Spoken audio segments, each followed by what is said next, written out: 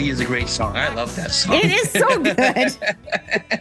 And I'm glad it's our theme song. And I thank Jim Cuddy every day of the week.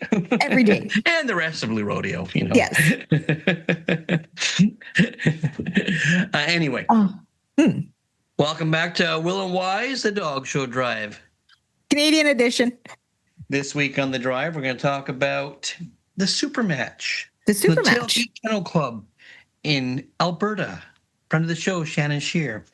And then we're going to talk about an event that happened last week, the dog show. It's not a competition in bravery. So when do you draw the line? And then we're going to recap last week's question of the week and talk about all the comments that came in because we got a lot of comments. Yep. And then to top it all off, the denouement of our show, stuff Yvonne finds on the internet. It's an educational program, folks. It's an educational program. So all that and more. Will and Wise, the Dog Show Drive. Canadian edition. Back to you, Low Rodeo.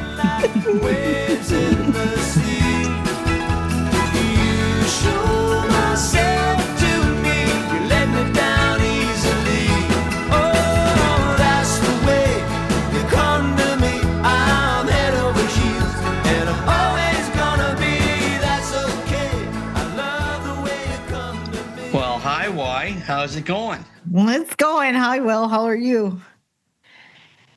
I'm good. I'm good. Another week. Hey, it's almost the end of the month. I know. Like we're heading into June. You know what happens in June? No. I get another surgery. Oh, that's right. I did forget. You just told me about that. Yay! Yeah. So that'll be good. That'll be good. That'll be good. And I go in on a Friday, I believe. No, Thursday. I think I go in there on a Thursday. Mm-hmm. So I'll be out in time to do the dog show drive. Excellent. You'll just have a little vacay spa day weekend. I might need a little extra makeup that day, but a little, not too much though. Not too much. Well, that's good. That is exciting though. Getting that all taken care of, eh? Yeah, we're slowly but surely we're getting through this. Did you get this? This is us as a side. Did you get that little the meme I sent you about Shirley? No, I didn't. Okay, well, so I've infatuated with AI baby stuff on. Yes, I've understood that. Yeah. I think they're so funny. They kill me. The Friends ones are really good. The Big Bang Theory. But then, okay, so there was this. We used to watch that movie Airplane, and this is for you youngins. It's an old movie. Yeah. That came out, what, early 80s? Slowly but surely. Stop calling me Shirley. Oh, Shirley. Oh, there was a baby clip of please stop calling me Shirley. And I sent it to her. I sat there and laughed at that for probably a good half an hour. And that's what they're for. That's what they're for. They bring me joy. That's right. They bring me joy. It's like when you buy a lottery ticket. You're not going to win, but that little moment where you're driving along and you think you won. Yep. That's why you spend the $10 each week. Exactly. So, yeah. Anyway, what did you do this past weekend? Did you go to? Was there any shows you went to? Past weekend, did I go anywhere? There wasn't anywhere to go. I don't think. I think the show was. Where was the show this past weekend? I should know that. Let us check our notes. I don't know. Yeah, I was home. Liam came over and we did a lot of work around here. So I use him like a little pack mule. Liam's my son. Yes, it's allowed. Yeah, so it's not like child labor laws or something. I heard all these sirens though. Jesus, coming to get me. He turned me in. I almost spilled my tea. Oh, that's a nice cup. Oh, I didn't notice. Yes, what some people do. So what did you do this past weekend? Anything? No, good? I'm more boring than you are. You know that because I don't have as many dog shows to get around to. So I just I don't know. I did quite a bit of work.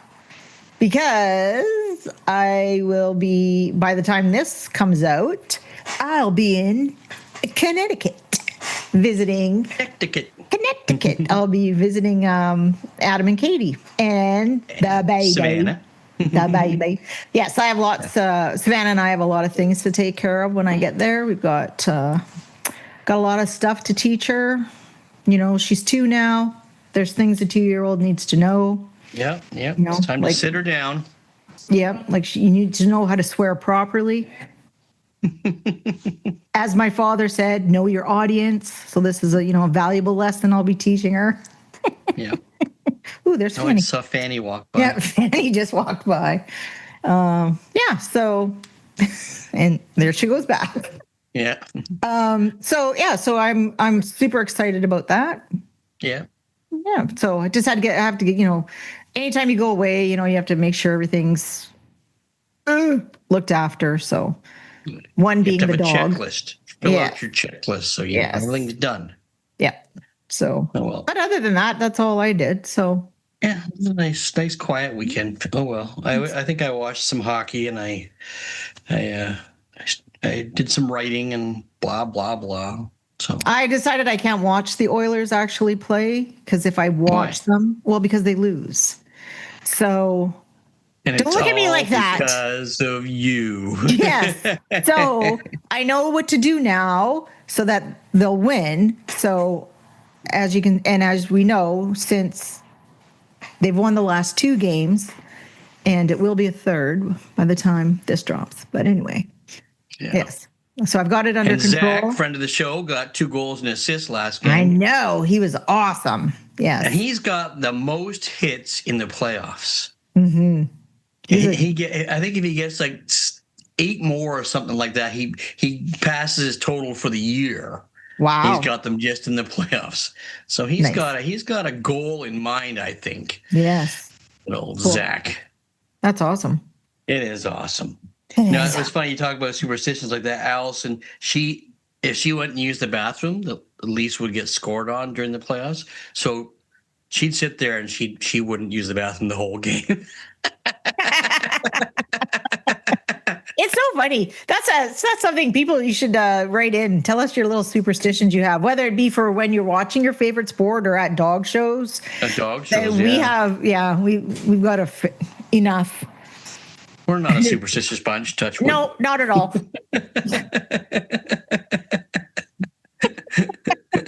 Jinx, have a no. Yeah. So anyway, we had a great shout out this week. Or actually it came in last week, and we forgot about it because it wasn't written down. It was written down, and we got talking, and we just didn't get to it. And but it didn't matter. It didn't hold him back. He won some more this week. Exactly. So the shout out was from Matt Hennick. And he said to us in his letter, he said, "Hi, Will. Love the shows. Really enjoying the Canadian edition of the Dog Show Drive with Y." She cracks me up. I thank you. Just wanted to give a shout out for the half Canadian Swedish Valhund to receive the very first AKC Best in Show for the breed. And it's Gabe the Magnificent. But I love his real name. Yes. So his real name is Grand Champion Gold, Valkyrie's Canadian Bacon. And he is handled by friend of the show, Mark Bettis. And he's garnered already 3 Best in Shows now. Yeah, so since the writing of this email, he's won 3. Yeah. That's amazing. Yeah, so that's great. Congratulations. Yeah. That's it's nice, and that's the first, when it's the first of anything, that's definitely a benchmark. So congratulations to all involved. And his sire's a Canadian dog, so he thought he'd throw that into us. Yes, which is very kind. Thank you very much. We appreciate it, like Matt. That. Thank you. Yes. Good luck in the future. Yeah. But you're in good hands with Mark and Tabitha. So. Oh, for sure. For sure. So I guess we should get cracking. Let's get cracking. So across Canada, driven by Show Scene magazine, Show Scene, where every dog takes center stage and backed by popular demand, jazz hands. You were planning that, weren't you? I was planning that. So anyhow, the timer. Sorry, Doc, I forgot to set the timer. Way to go, William. I know. Okay. So anyhow, last weekend out on the West Coast in Chilliwack, BC, we had the Old Lang Syne Kennel Club, and to quicken things up, just because there's so many shows now that we've got, we're just going to give totals for the weekend. So the total weekend dogs was 733, and that is down from last year's entry of 770. So that's interesting. And then Fort Garry Kennel Club in Oakbank, Manitoba, they had a weekend total of 765, and that is up from 2024, which only had 716 dogs. So that's very good. And then the Ottawa Kennel Club, they in Richmond, Ontario, their weekend total was 961 dogs, and that's up 100 dogs from the prior year. So they only had 861. Excellent. That's really nice. That's a healthy increase. And then Society Canin de Thetford in Thetford Mines, Quebec, they had a weekend total of 769, and that too is also up from 2024 of 702. So that's very good. Excellent. Very good. Oh, we still have more. And as we go across the country into the Maritimes now, Moncton Kennel Club in Moncton, New Brunswick, they had a total of 746 dogs. And this information is a little skewed because last year they had an extra show. So last year's entries was 901, but that was with, more than they had an extra day. Yeah. Yeah. So that does make it a bit difficult. So if I'm looking at that, I would think that they're probably about the same as what they had the year before. And then finally, in St. John's, Newfoundland, the Avalon Kennel Club, they had a weekend total of 295 dogs, and that's up a bit from the previous year of 265. So that's great. Excellent. Yeah. So that was Across Canada, presented to you by Show Scene Magazine, where every dog takes center stage. Just So and then we have our list of upcoming shows brought to us by Canuck Dogs, your source for Canadian canine event information online. First up, we have Bob Cajun. Oh, we're already into July 2nd and 3rd. I know, it's crazy. I know, it's going to be right around the corner. And then the next thing we're going to be saying, it's September. Anyway, July 2nd and 3rd in Norwood, Ontario. These shows are outdoors. There's 2 all-breed shows, limited shows for groups 6 and 7, and they close on Monday, June 23rd. Vernon and District Kennel Club, July 3rd through the 6th in Armstrong, BC. 4 all-breed shows, limited shows for 1, 4, 5, 7, 2 obedience trials, and 2 rally obedience trials. And there's multiple breed specialties, and they close on June 11th. Portage Kennel Club, July 4th through the 6th in Portage La Prairie, Manitoba. I was there as a child. My family went there to show dogs one summer. It was great. We had a lot of fun. That was just like so random the way. I know. Sorry. But whenever I think of Portage La Prairie, that's when I first met Sue Corpan. Because I'll tell a story quick. We showed up the first day. We had an Irish setter named Olaf, who was, I think he's number 2 sporting dog of the year, and he did very well. Well, we arrived there the first day. Olaf goes best in show. We think, this is going to be a great weekend. Well, that night, Sue Corpan arrived, and she had with her a young dog named McCammon Marquis. And we didn't see them read the rest of the weekend. My dad was very disenchanted with the whole thing. I won't even ask how Dave took that. No. It wasn't pretty. No, it wouldn't have been, but that's... No. And it's not like we flew. We flew in our van, so we had to drive back in our van, stewing about this damn dog from Saskatoon that kicked our butts all weekend. From Saskatoon of all places, Saskatoon. Oh, that is funny, but anyhow. I'm sorry for being random about Portage, but that's what comes to mind. Well, I totally understand now. And then I was like, that weekend I was infatuated with this dog that was whooping us. I was like, oh my God. So I had to listen to my dad going about what a piece of crap it was, right? Because that's what you do when you lose. And I'm like, I think he's beautiful. You see my mom, shut up. Just keep it to yourself, William. That is funny. Okay, anyhow, but Portage does, and it is a lovely show too. Portage Kennel Club, July 4th through the 6th, and Portage La Prairie, Manitoba, 4 all breed shows, 3 obedience trials, 3 rally obedience trials, and there's specialties for German Shepherds, and the closing date for that is June the 13th. And then finally, Sarnia Kennel, well, not finally, but Sarnia Kennel Club, July 4th. Finally, at Sarnia. Maybe you meant that. Finally, at Sarnia. They're having 6 all breed shows, obedience trial, rally obedience trial. There's multiple specialties, and the closing date for that is June 23rd, 2025, obviously. And then the Chateauguay Valley Kennel Club in Saint Antoine Abbey, Quebec, July 4th through the 7th. 4 all breed shows, limited breed shows for 1, 3, 5, and 6, and the closing date for that is June 18th. Kawartha Kennel Club, Norwood, Ontario, July 4th through the 6th as well. 3 all breed shows, limited breed shows for 5 and 7, closes on June 23rd. And Charlotte Kennel Club in Dufferin Parish, New Brunswick. That sounds like a quaint place, Dufferin Parish. It sounds like it could be a setting for a Stephen King novel.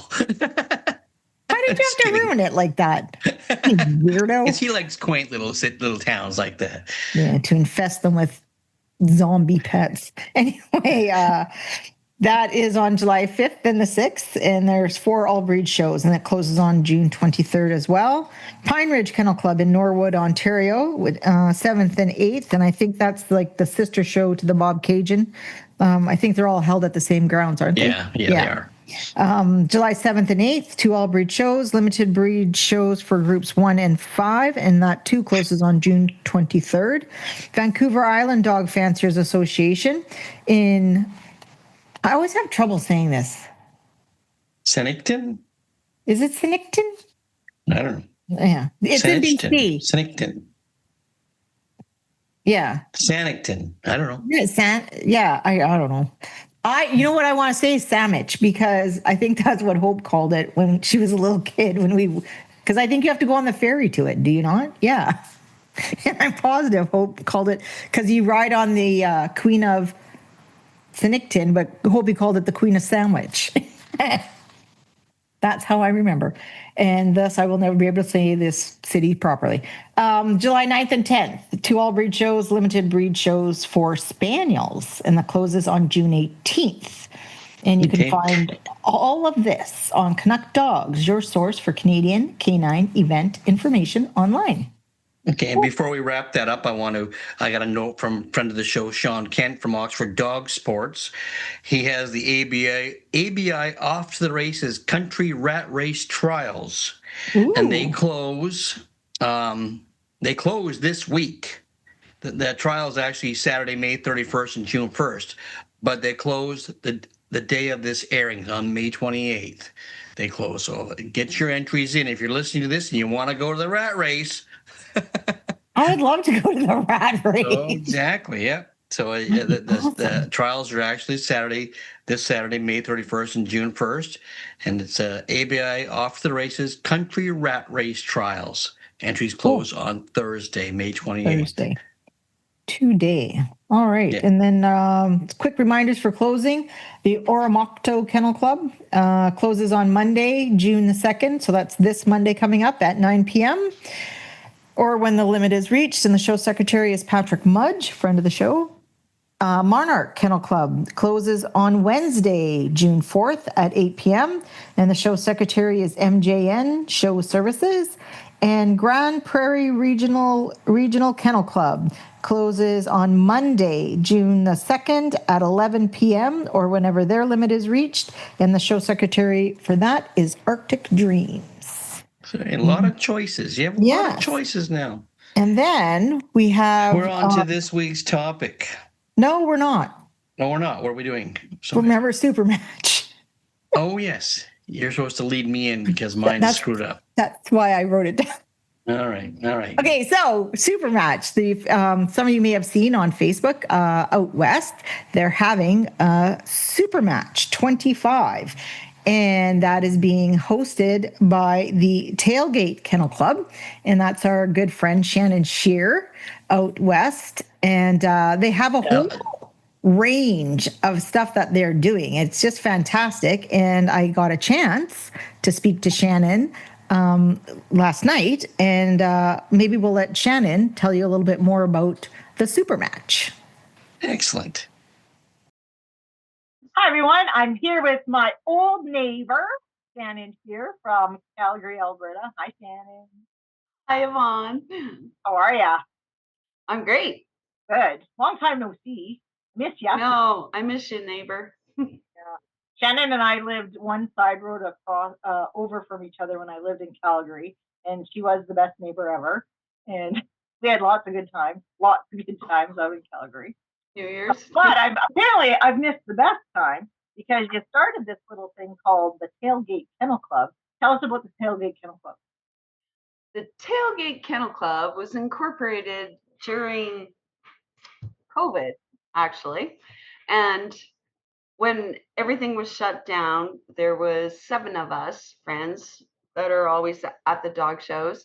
And we decided that every weekend they would bring their trailers. We live on an acreage, and we held little matches. So at the beginning of COVID, we had great judges. Everybody wore masks. We had tailgate dinners with plastic spoons and forks, and when we were handing out ribbons, we had a clothesline. Our first 2 judges were Sean Nichols and Danny Augustus, and nice. we had an entry of 11, which is all our dogs combined. And so when they handed out a ribbon, they would put them on a clothespin and they would shoot them down the clothesline so we could pick up a ribbon. And honestly, it kept us sane. Kept just making the best of a bad for the 2 years through COVID. And it was Sean Nichols that came up with the idea that we should call it the Tailgate Kennel Club. So we had, I was the show secretary. We had catalogs, we had entry fees. My sister at that time was working at Shoppers Drug Mart. So our group prizes were the coveted Lysol wipes and toilet paper. And I mean, if we didn't win a group, we were duped because we needed those Lysol wipes because they were nowhere to be found during COVID. Right. And Alana would stockpile them from her work. And that's how Tailgate Kennel Club came to be. And we had such a good time. And it was just basically, it was Nancy Ann Struther and Bob Finley. And Bob also owns, oh, here we go, Bob's Liquor Store in Innisfail, Alberta. Next time you go through, please visit. And John and Tracy Perry with the Samoyeds from Edmonton. And Lori and Brian Lancaster, who own and run Wet Noses, the dog facility out in Carsland. Yep. And myself and Fred and Alana and Tanya Pollock with the Whippets that she co-breeds with Ray Urick, and Sean Nichols with the miniature poodles. So that is where our logo comes from when people are like, well, where are all those dogs and those beer bottles? And we can thank Connie Crone for doing our tailgate logo for us. That was done way back in the middle of COVID. Right. And we continued on for 2 summers with camping with just 7 rigs and masks and the whole bit. And we even ran a top dog dinner in September, and everybody dressed up in gowns and tuxedos, and we had it on our deck, and I ordered ribbons from Centaur, and that is how Tailgate came to be. And because we had so much fun, and the judges that we pulled in during COVID, we had a lot of all breed judges that came to do it. We had some phenomenal breeder owners that came and judged us. We even had Taffy and Bill McFadden judge us via Skype. We had Allison Alexander judge us via Skype. And it just was something that we wanted to continue on. But now that COVID is over, we wanted to show the dog community how much fun you can have at not only a dog show. I mean, the dog show clubs, CKC dog show clubs, do a really good job putting things on. but we have no rules, so we can do a better job. And that's how Tailgate Kennel Club came to be. And we did apply for recognition with the CKC, but they seem to have a problem with Alberta having another club. So hence why we were running SuperMatch. The CPHA and the Alberta Junior Handlers ran the very first SuperMatch in 1993, and we had an entry of 150 dogs. And that was phenomenal. The response we had for that SuperMatch. We also did Schutzhund demonstrations and obedience, whereas this year we're doing the confirmation match, we're doing a handling seminar.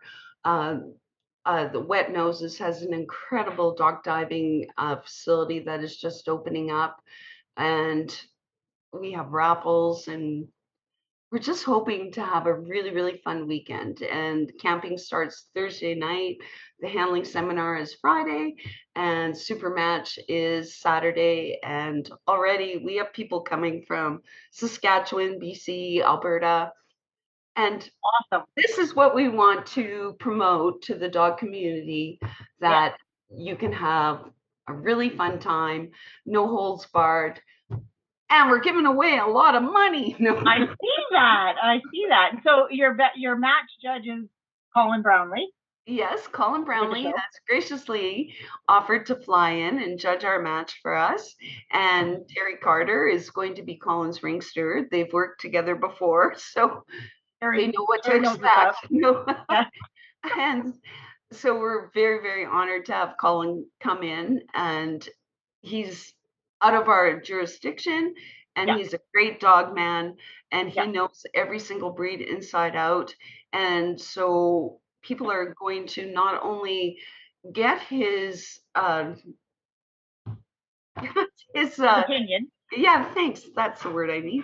Get his opinion, but we are also, the rest of the Tailgate Club is all standing ringside, and we're also offering help in the ring to the novices. Or it's not just going to be a match where you go in, you go down and back, and you get a ribbon.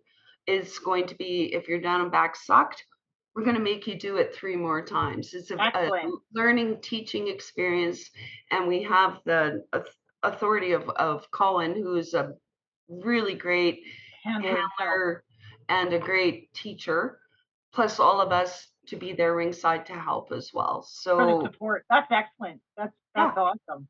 That sounds. I wish I could make it that weekend, because I would have come out for it just to be entertained. Well, you could have, but no, you're busy. No, probably. So what weekend is that again? That weekend is Friday, July 18th will be the handling seminar, which Elise Furness and I have done several seminars, and we've had very, very good turnouts. So we're having a handling seminar in the morning and one in the afternoon. Advanced and novice can mix and match. Something for everyone. It's something for everyone. And then on Saturdays, SuperMatch 25. And we also, Tracy Perry with Winter Dance Samoys is going to be running her annual pancake breakfast. We also have a lunch, a hot dog luncheon. So we have Alana running around with 2 dachshunds dressed up in hot dog. With the wiener dogs. With the wiener dogs, yeah. Yeah. And we have lots of games. We have tons of raffles, like great raffles. Alison Alexander from Leading Edge has donated 1-year subscription to fantastic. Where is it? No. To the Winner's Edge, which is like an $1,100.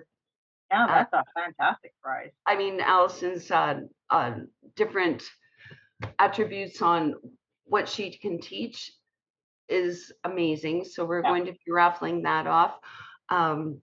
Master Groom Canada just came on board today, and they are sponsoring Best in Match, which is $300.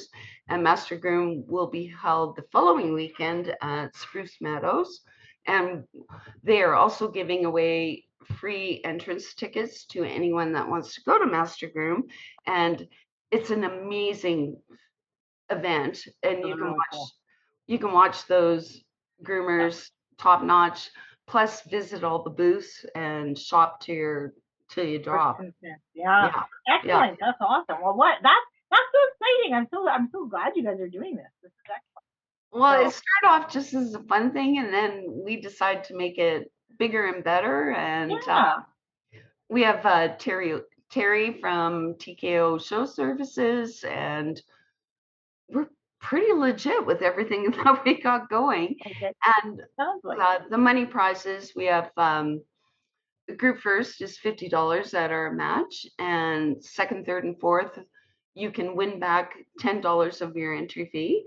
We're also awarding money for puppy in group, best baby in group, best veteran in group, and our best in match is $300. Our reserve best in match is $100. Best puppy in show is $100. Best baby puppy in show is $75, and best veteran in show match is $100. So that all adds up to over $1,500 that us tailgaters are putting forth, as well as our sponsors that we have for several of the group wins. It's just been snowballing, and we haven't even got the premium list out yet. But Terry Olson says that premium list is dropping on Canuck dogs under matches this week, possibly tomorrow.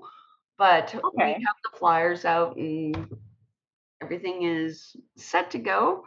Our first super match that we did hold back in '93, we had an entry of over 150 dogs. So wow, that's excellent. That's excellent. It's a great learning, teaching weekend for newcomers, for advanced dogs, for breeders, for owners, and it's very, very low-key fun. The whole keyword, Tailgate Kennel Club, mandatory to have fun. Excellent. So we have the raffles, we have a lot of pool games with the dog diving.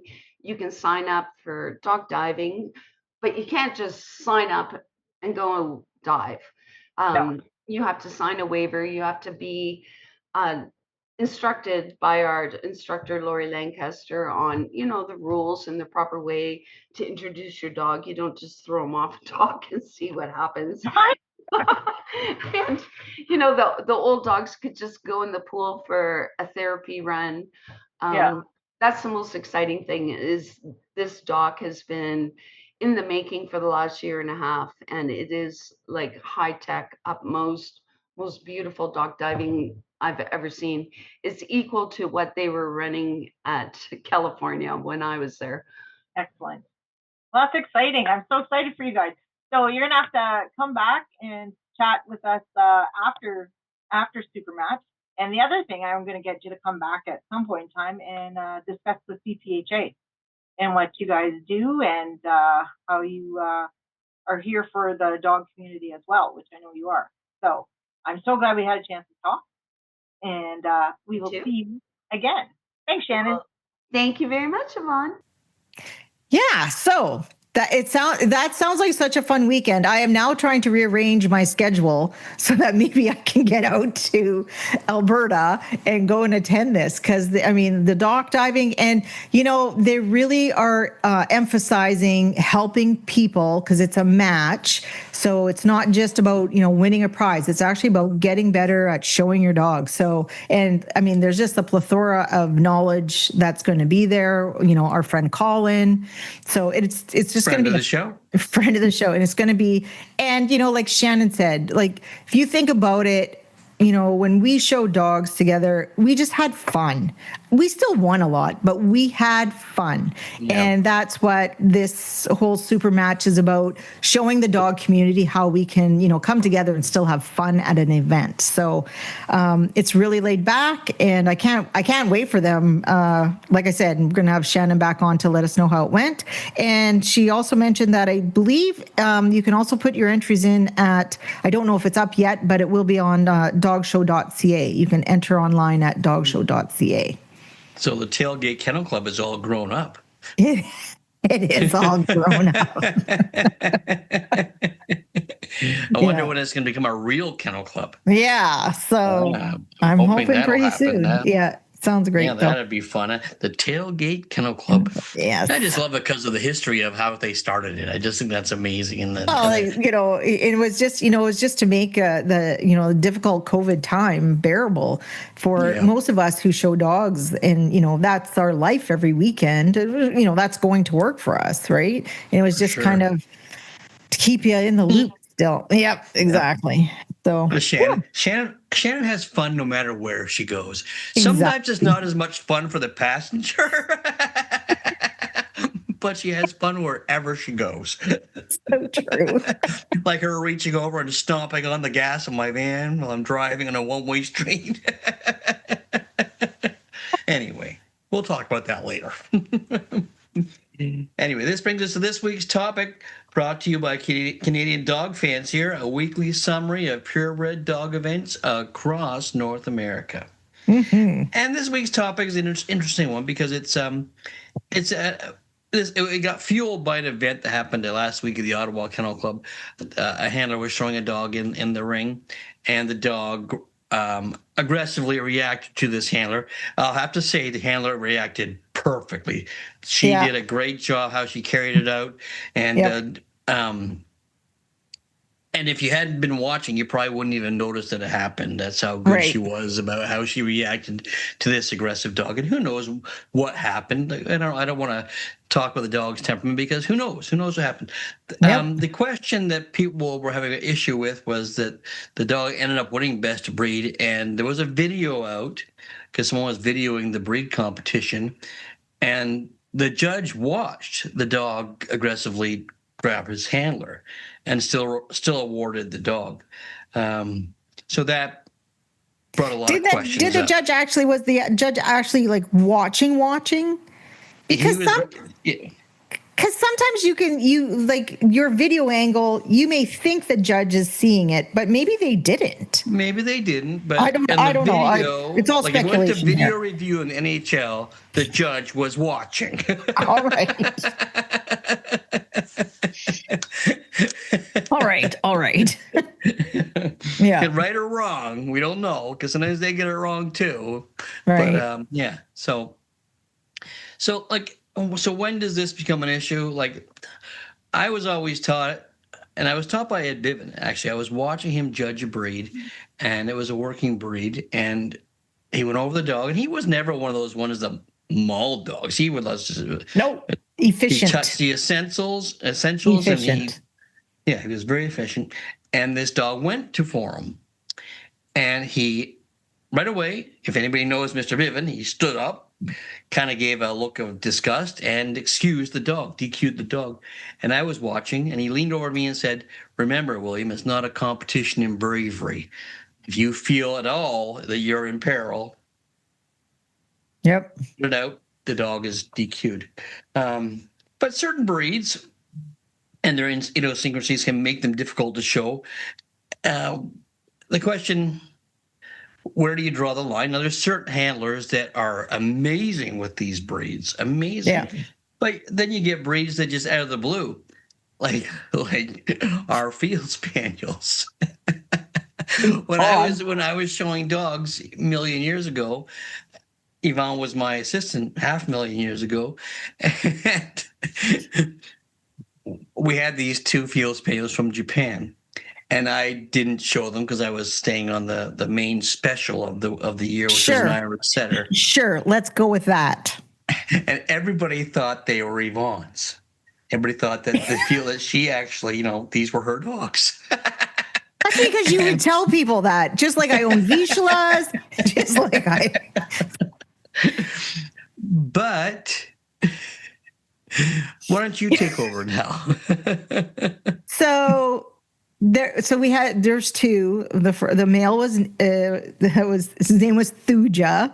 A black dog named Thuja, yeah. Thuja, and then the bitch's name was Stella. And Thuja was a happy-go-lucky kind of boy. And I don't even remember who I had helping me, but Thuja ended up going winner's dog of the American National, I believe, under Michael Faulkner. Anyway, good for Thuja. A little note there. So I think for some reason that rings a bell because that's his breed or his mother's breed. Anyway. Okay, so I showed Thuja first, went winner's dog. I think we were maybe the only two I think so, because field spaniels weren't that popular back then either. So then I took in Stella, and I don't know, Stella seemed fine. And I'm positive we were showing on a ramp for some reason. And I had her on the ramp, and the judge went to go over her, and just like out of the blue, she nailed him. And it was a shock to me.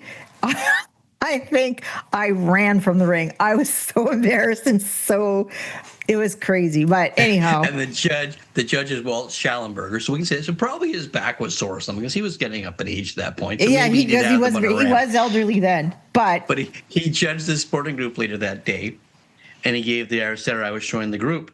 And all through the picture, he's telling me about this field spaniel that bit him. I'm like, oh my God, I can't believe that.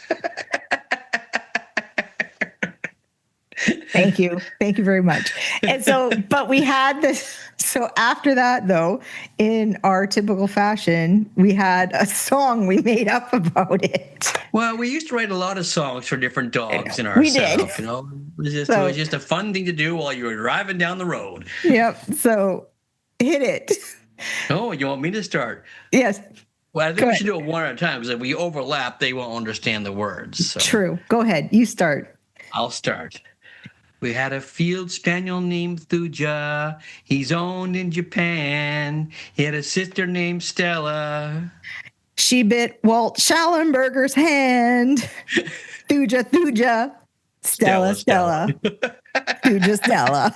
That was silly, I know, but it wasn't a laughing no, Stella, her temperament was wonderful. I don't know what happened. That just. You and me both, because and to this day, that's the only dog I've ever shown that actually got to bite a judge. Yeah, and I feel bad because if you met Thuj and Stella, they were like. They were so nice, and I have no idea what happened. Cops. They were just like fun to be around. Yeah, so I don't know. It was just something must have happened. Who knows? But that's the whole thing too. Things like that can happen as well. Right. So I remember being in an Akita ring. Well, I shouldn't. But this is what happened. So Polly Smith was the judge. It was the specials class. She went over. She was going over a bitch. And Polly Smith stepped on the bitch's foot by accident, and the bitch swung at her, and she was like, and she was devastated that she had done this to this dog. But the rules are the rules, and like she said to the handler, "You need this dog reinstated. You make sure you come to me, because this is." But you have to do what you have to do, and. Situation. Stuff like that, those are the situations that happen, unfortunately, sometimes, So,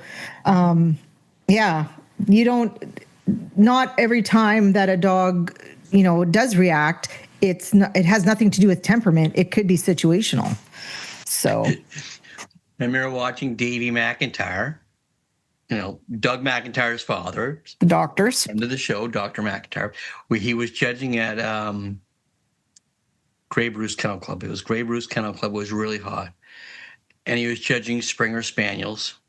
And there was a bunch of them. And one went after him. And in Davey fashion, rather than saying, "You're excused, sir," he said, "Oh, away with the bastard. Away with the bastard."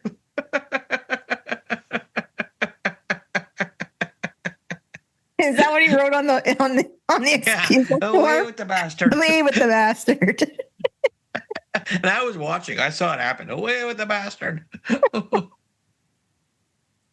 Yeah. Different time, people, different time, different era. Exactly. I don't want any bad little notes about things.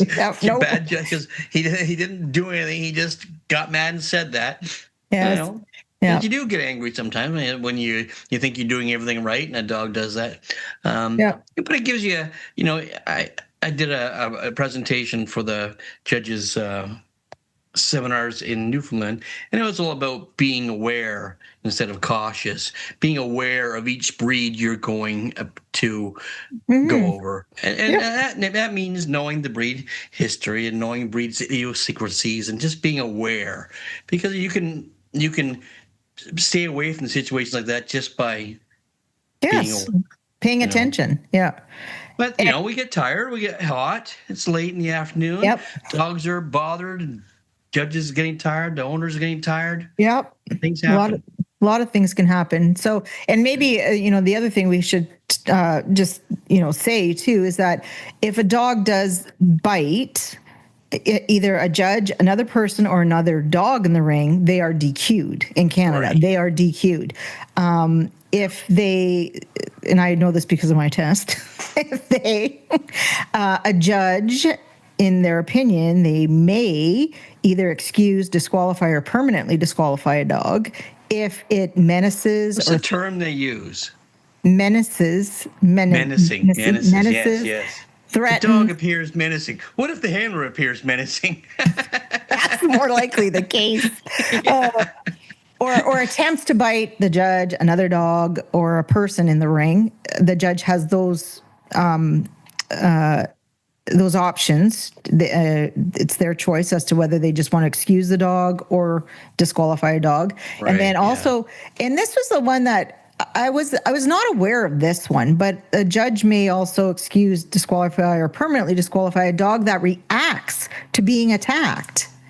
Mm-hmm. And I was like, oh, that's kind of crappy. Yeah, that's a hard call, isn't it? That is a hard call, wouldn't you say? Because if my dog got attacked and retaliated like they were protecting themselves, it's, that's kind of, but it's all, that's it's all up to the judge. Referees in NHL, you're both going. Sometimes the ref will say, I'm taking one, but sometimes just both are going. They're both going. A lot of hockey references today, Will. Yeah, I have a lot of hockey analogies in my presentations. Yeah. So just be aware, of, those rules too, so that you understand them. And if something happens to you, what your options are. And if you are judging for one of your first sweepstakes assignments or whatnot, it's an all breed. Look into the breed characteristics of the breeds you're about to judge, so that you're aware. And it's amazing. A lot of times, I hate to say it, a lot of times it's the judges that are at fault.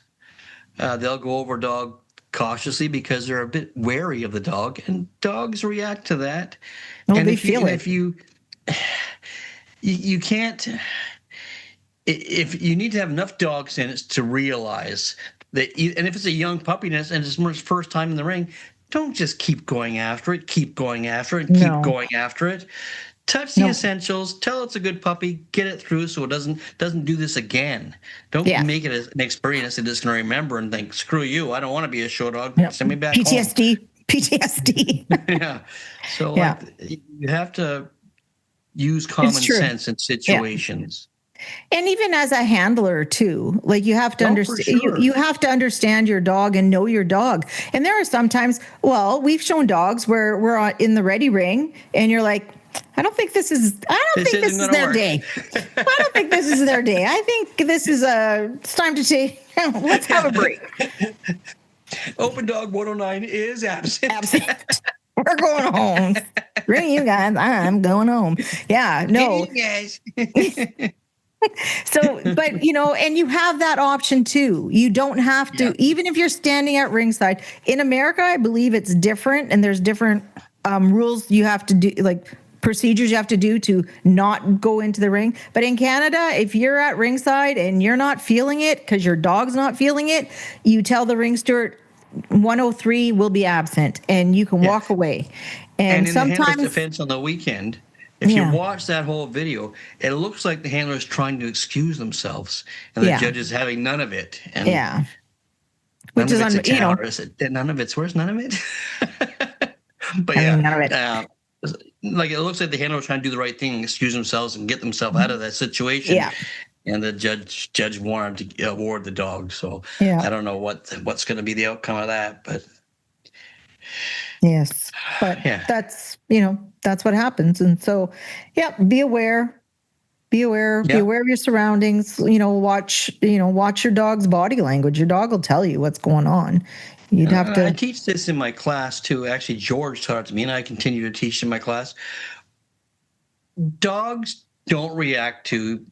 They don't sense things. They smell things. And if a judge walks up to the dog and the judge is already pumped up because they're worried about a certain breed or a certain dog.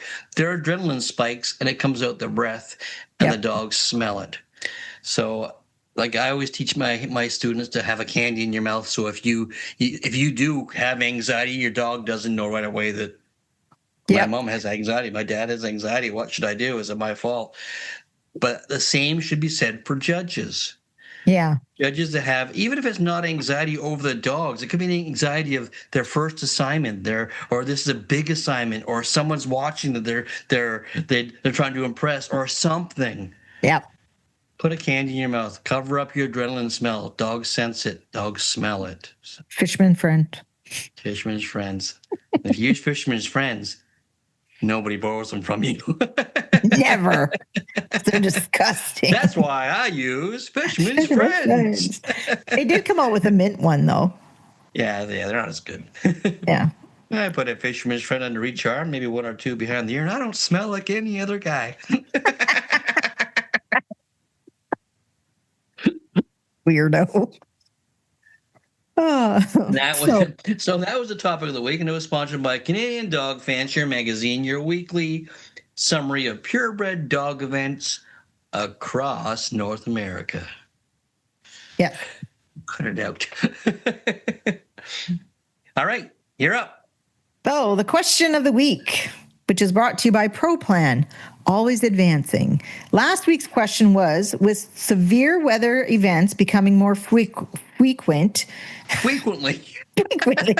Bet you think I'm listening, don't you? Ethel Thayer. Anyway, like what happened in Hochelaga this past week or 2 weekends ago. At what point does the weather raise safety concerns for you and your dogs? And we got once again, our listeners came out in the droves. Yeah, got a lot of answers and insights. So, to the responses, Will.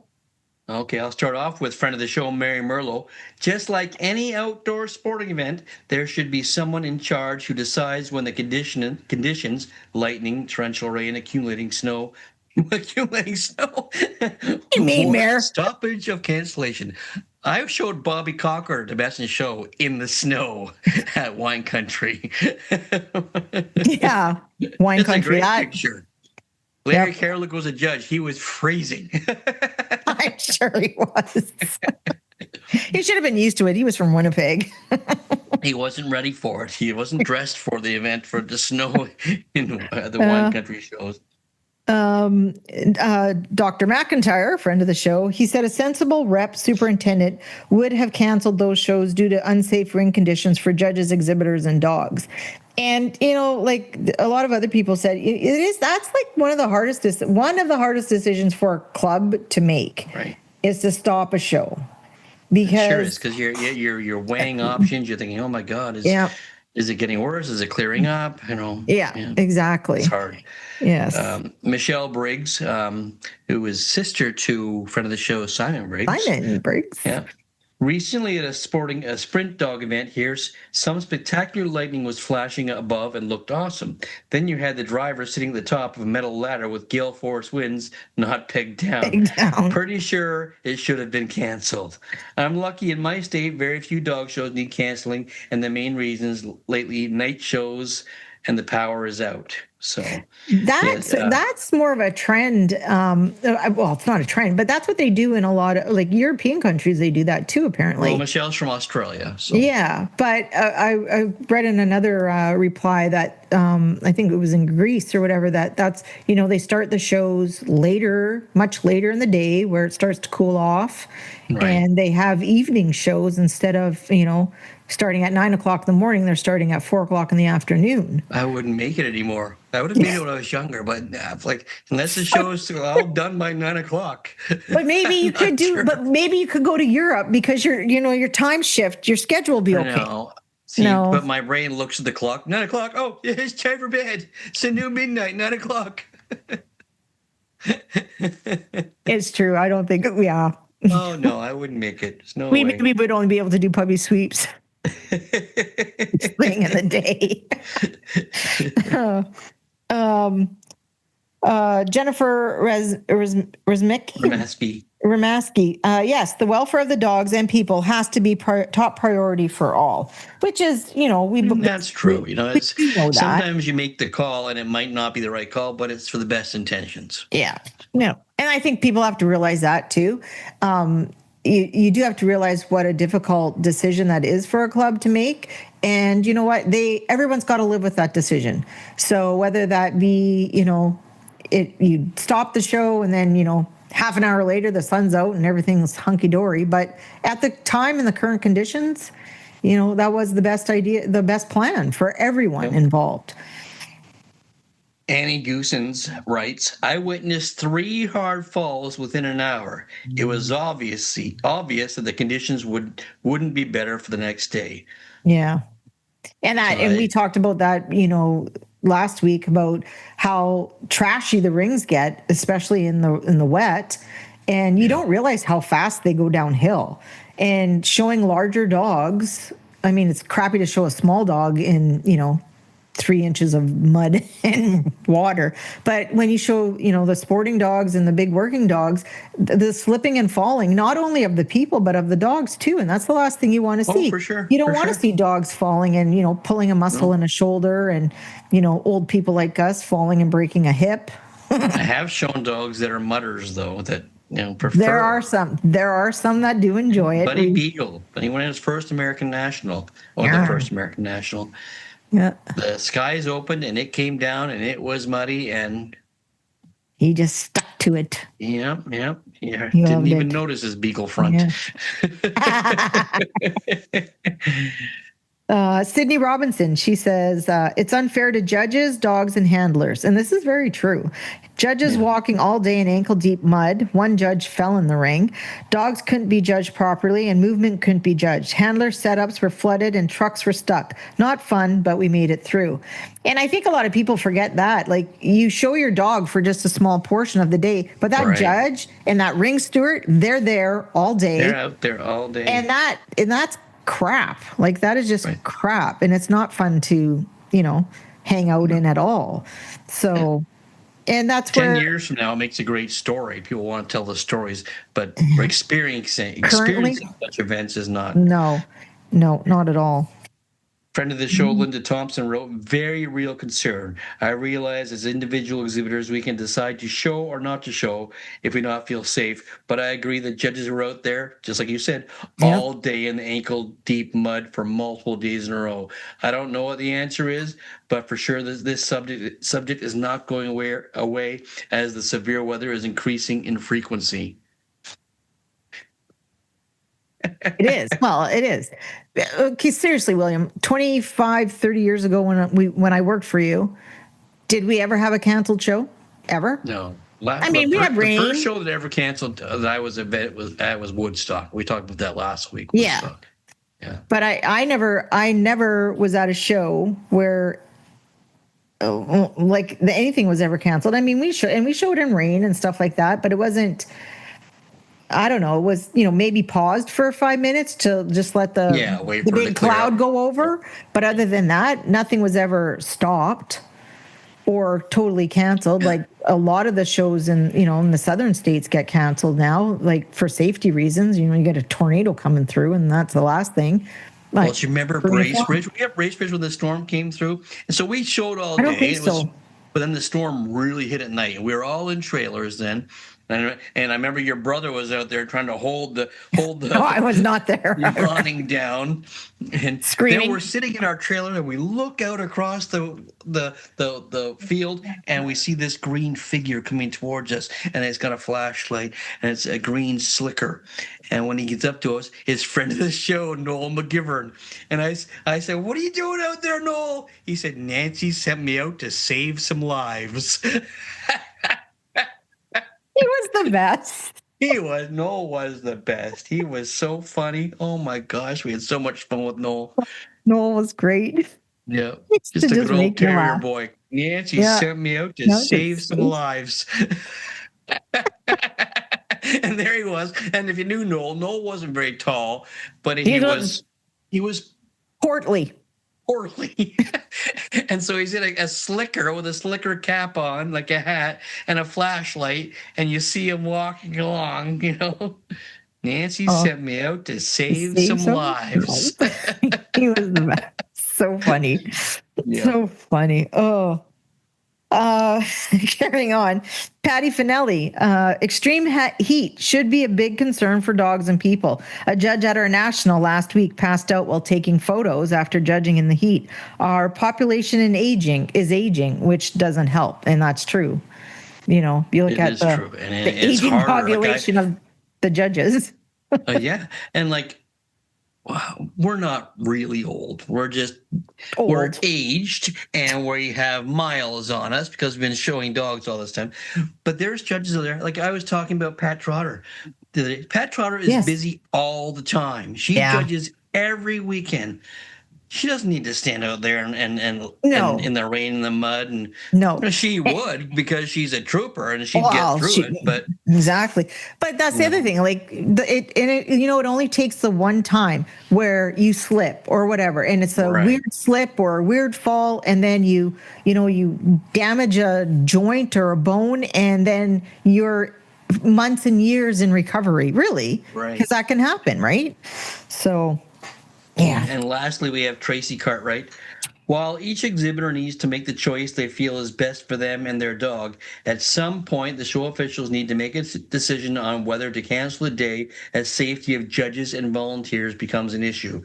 Trudging around in what was documented in Facebook doesn't seem like a good time. No, it doesn't. It's not. That brings us to this week's question. Do you have it? I know it's up there, but I don't know what I can't remember how you guys did it, because it's about foreign judges, is it not? Here it is here. Okay. So this question of the week, again, is brought to you by Pro Plan, always advancing. This week's question of the week. Well, that's a good one, Will. This week's question of the week. It's just like the human peoples. Yeah. Can the unfamiliarity of some foreign judges sway your decision to enter? So that'll be up. Yep, and it does sway some people because they don't know what to expect, or they've had a bad experience previously under certain judges from certain areas, and so that does. So let's find out what the population thinks, what the listeners think. Yes. Yeah. All right, so that'll be up on this week's question of the week. This week's question of the week. It'll be on the Facebook page and the YouTube. Well, it'll be heard on YouTube. Whatever. Yeah. I need a nap. I think I need a nap. See, remember I told you about my ups and lows for the day. We're in the sweet spot where I'm useless. So before we close, you found something of interest. Of interest on the internet. Yeah. So this was, don't even ask you how I find stuff like this. You came across this. Yes. But I was scrolling. And in Hudson's Bay in Northern Ontario. Not Canada, the store. Not the store. Not the store that's being currently bought by Canadian Tire. Hudson's Bay, they have slightly less gravity than the rest of Canada. Isn't that interesting? So it is interesting. Here's the tidbit. So the gravity in Hudson's Bay, Canada is slightly less than the global average. An anomaly researchers have been studying for decades. Decades. The difference is about 0.004%. I know it doesn't sound like much, but if it was a race, meaning a person would weigh slightly less in Hudson's Bay compared to other locations on Earth. So if they could just pass that on to each store, so as you walked in the store, you felt lighter. I feel so pretty. Great popularity. You bring the store back to life again. I love the Hudson Bay store. I always love. I have those Hudson Bay blankets. Yeah. The old ones. Yeah, I do. So to finish off here, this variation in gravity is attributed to the Laurentide ice sheet. Wow. I was not A aware of this. massive glacier that covered much of North America during the last ice age. See, folks, we're not just about dog shows. We're about education. Give you a little information on your country here. That's us. Always trying to improve. On that note, Yvonne, can you take us away? Can we like, click, and subscribe to the podcast? Check out our Facebook page. You can do that part. Okay. The Dog Show Drive, Canadian edition, and our TikTok account, the Dog Show Drive _Canadian. So with that, everyone headed out to a show this weekend. Drive safe. Be careful. Seatbelts on. Glasses on. Till next week, guys. See you next week, guys.